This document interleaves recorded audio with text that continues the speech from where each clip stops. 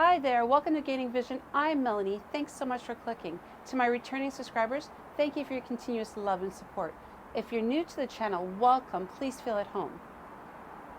If you enjoy my content, I encourage you to hit that subscribe button and please don't forget to like and share.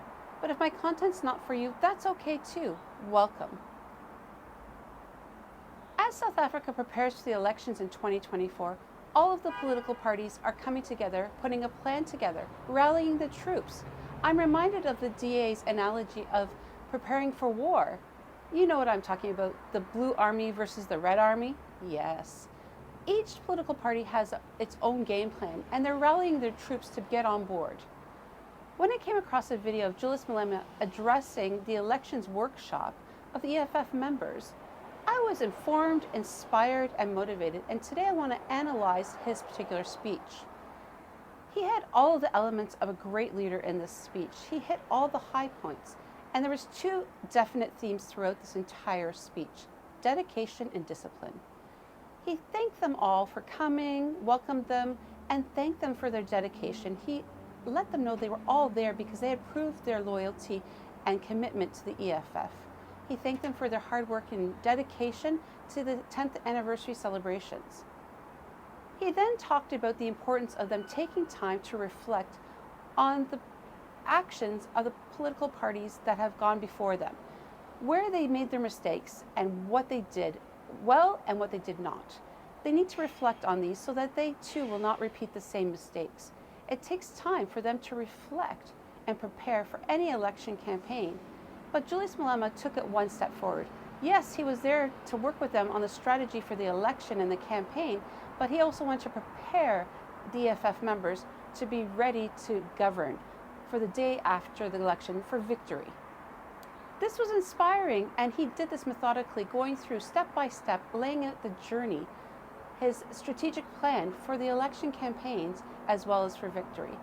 He assured the members of the EFF that their commitment to being educated was essential. A year ago, he asked them to educate themselves, not only to be scholars, but to be leaders, to be knowledgeable about policies and procedures and how to govern in politics and in parliament. He wants them to be leaders who are dedicated, articulate, speak clearly and concisely, but also very decisive in all elements, whether speaking with the people, the media, at Parliament, or any other political party. This was gone through several times about education for the members. As he started to go into the strategic plan of the elections, he encouraged them all in the two-day event to share their thoughts, ideas, and insights, to come up with solutions and work together to collaboratively plan out what was going to happen.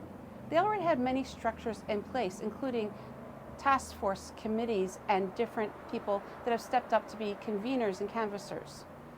He told the members that the policies and procedures are great, but they need to reach the people. After all, the EFF is the People's Party. He said that they need to get 10 million people to say yes to voting for EFF.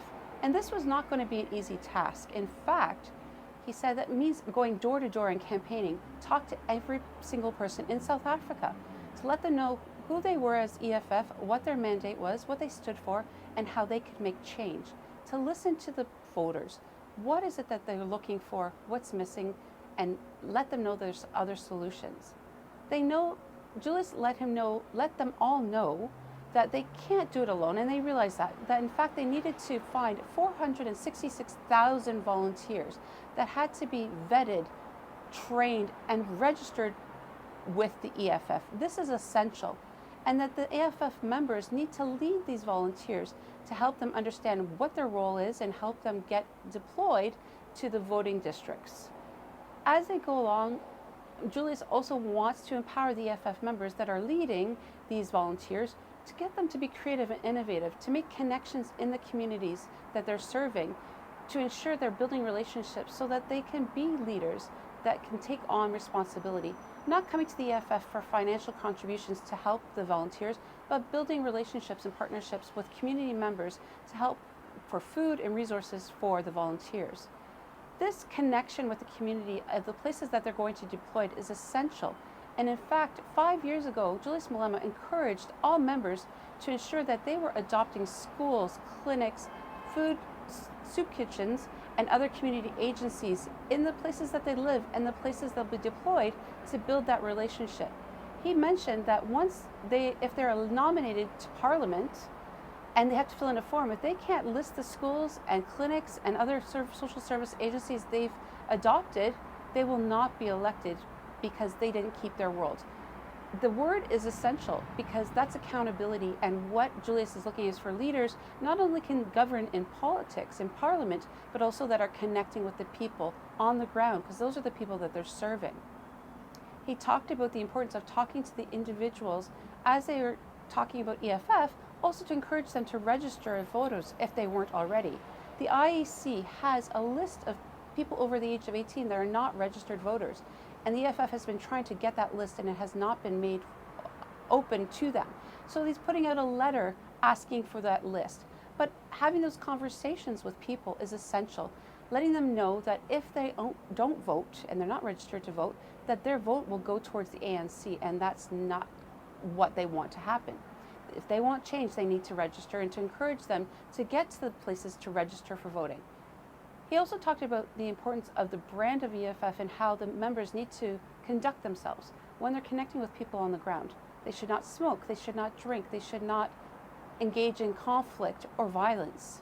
It is essential that they represent themselves in a positive light. He also mentioned the fact that the other political parties are going to use excuses for not achieving their goals. But he wants the EFF members not to focus on what they've accomplished in the past, because their successes will speak for themselves, but to focus on the here and now as well as in the future. He talked about the importance of fundraising. The EFF members will have to do fundraising. They need to be creative and innovative in this, but they must do things legally. They must have clear accountability and take account of all of the transactions that they make when fundraising. If they get to a person and they're close to the threshold of the amount of money they can donate, to move away from that individual and move on to somebody else. They want them to be innovative with their fundraising things, thinking outside of the box, so that not only will the members be able to speak to the funds that they've generated for the campaign and for the EFF, so there's no miscommunication or questions of corruption from any political party. They want to be accountable, and they want them to make sure that they are standing tall and firm in their abilities. Julius Malema sees them as leaders and sees the opportunities that women and youth can play in the EFF, in the campaign as well.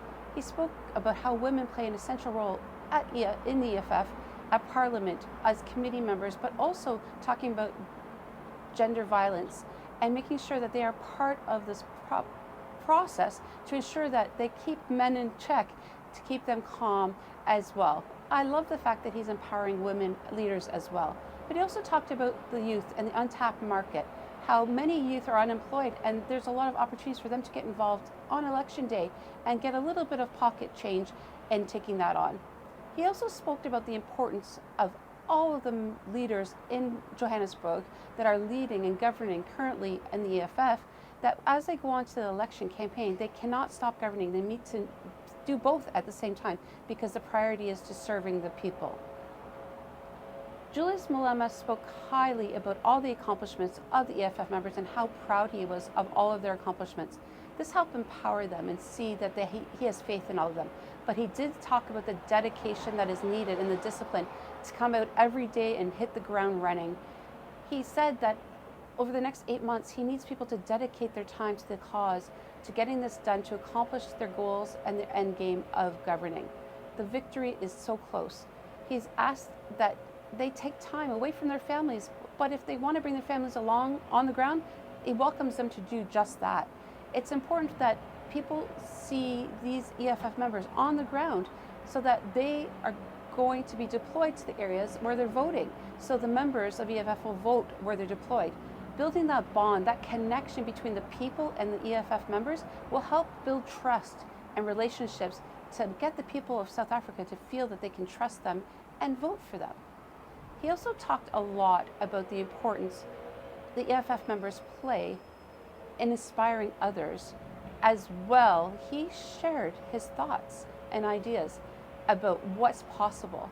He hopes that now when they're going to war, it's not going to be easy, but he feels confident with these EFF members by his side that they will win the battle. They will win for victory and come together and have success.